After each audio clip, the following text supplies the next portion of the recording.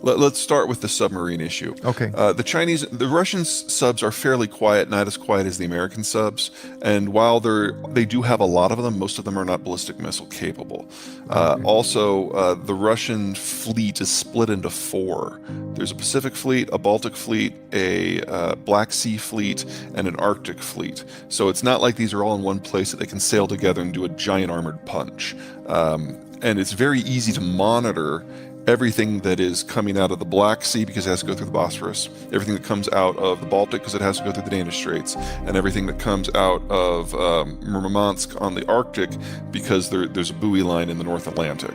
So those three components of the fleets, I don't suggest that they're no challenge whatsoever, but it's really easy to have a force multiplier because of the geography. The Pacific Fleet is different because there's a trench right off that they can drop down into, drop below the thermocline, and then maybe be undetected. But the United States has been tracking them there for 60 years, and they're pretty good at it. So I'm not too worried about that. China has to get through the first island chain.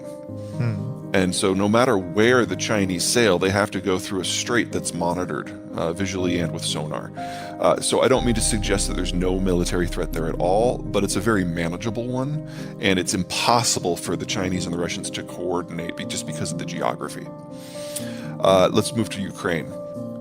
When the Russians failed to take Kiev in the first week, they realized that this wasn't going to be an easy war, and they needed to go back to one of their old school plans that they did in World War II, but then resurrected for Grozny and then polished in Aleppo, and that is a complete obliteration of all civilian infrastructure. The idea being if you destroy the capacity of people to live in a place, they will naturally split themselves into two groups. One becomes refugees, and they leave, and so you don't have to worry about them. And the other become fighters, and so anyone who stays you can shoot on sight.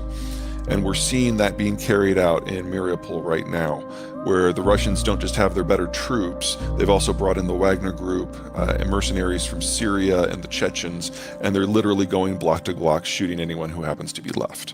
We know that it's already killed at least 50,000. It's probably closer to 100, and they're just going to go until there's no one left, and that is now the strategy for each and every Ukrainian city. Now, that is horrific. From an amoral point of view, it's a reasonable war plan when your goal is not necessarily to take the territory, but to get past the territory to get to what you really want. The Russians are trying to plug the gaps in the mountains and between the mountains and the seas that have always been the invasion corridors. And there's two of those corridors on the other side of Ukraine. One that goes southwest into Romania and one that goes northwest into Poland. That's what they're ultimately after here. And if they don't have to occupy a population in Ukraine, that actually makes their long-term job easier if they can win the war. Here's the problem from the American point of view. You guys remember that 40-mile convoy in the first week of the war that was going down from Belarus to Kiev? Well, it stalled out in a day because they forgot to bring fuel trucks. And 2 days later, soldiers had to walk back to Belarus because they had run out of food. Now, American defense planners looked at that and got really excited. They're like, oh, wow, the Russians aren't as tough as we thought. We can totally take them in a war. Then everyone had a nap and thought about it for a while. They're like, holy crap, the Russians are not all that. We can totally take them in a war. Since we know that the Russians' intention is not to stop in Ukraine and is to go into multiple NATO countries, we know that that fight between American and Russian forces is destined to happen. And we now know how it will end. The Russians will be obliterated, and they'll be faced with a simple choice: a strategic retreat across the entire line of contact all the way back to Russia, maybe even further, or escalate to involve nukes. Since the Russians see this as an existential crisis, that's a fight we have to prevent. And so the United States, specifically NATO in general, is sending any weapon system that we possibly can that can be carried or put in a truck. Nothing that requires on-site training, nothing that requires a supply chain that involves Americans, because then you have an American defense envelope. Nothing that requires American troops on the ground. But everything else we're sending in, because if we can't kill Russia in Ukraine, nukes come into play. And that is what we're trying to avoid now. Yeah, no, and that's absolutely the concern. And that's one of the reasons why the United States is going for man portable and truck portable stuff. Countries Okay. that are closer to Europe, obviously, even if this war doesn't go nuclear, if you're Poland and you're Romania and you know ultimately the Russians are coming for you, that changes your math and that changes the risks you're willing to take. And if you border Poland or Romania, same general thing. Also, the Central European countries have a lot of equipment that dates back to the Soviet period that the Ukrainians know how to work, so you don't have to worry nearly as much about that logistical supply line. The concern is going to be fuel. Ukraine used to get all of their fuel from Russia. And now we're in a situation where if you're going to supply them with something like a helicopter, that takes a lot of fuel. And so there are going to be trucks that have to cross, and there has to be supply chains going back and forth. Luckily, a fuel truck doesn't necessarily require a NATO driver. You can just turn that over to Ukraine. But I totally agree that we are moving into a gray area here, bit by bit by bit. The systems that the Americans are providing are upgraded systems of the things that the Ukrainians already know. So, for example, when we went from javelins to stingers, not a big leap in terms of training. When we went from javelins to switchblades, same general thing. And once you can operate a switchblade, you can operate a switchblade B, which is the one with the bigger warhead. So bit by bit, we're moving up. The opportunity slash concern for the next stage that the Americans are considering are Predator and Reaper drones. That requires a little bit more maintenance because they're not fire and forget. They actually come back and have to land. But if we can get Predators and Reapers into the Ukrainians' hands, they can blow up the Kerch Strait Bridge.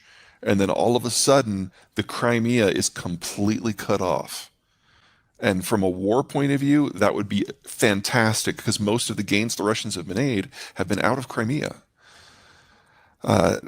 We're in war. There are Yeah. risks. Keeping the war in Ukraine is the best way the U.S. has right now to manage that risk. I don't mean to suggest it's perfect.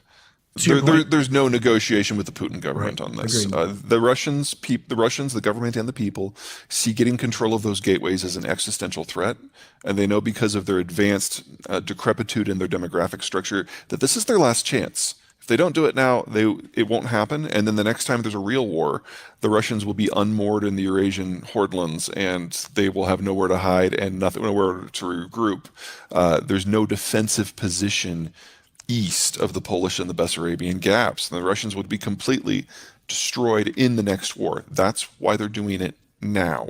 They are not interested in talking. Any talk of negotiations is just fluff to distract from the fact that they are in the first stage of a war that is meant to obliterate two countries and occupy all or more of five more. When you're Yeah, negotiating I with would terrorists. argue that there's nobody in the West who's doing the appeasement right now. There's definitely levels of commitment that are different.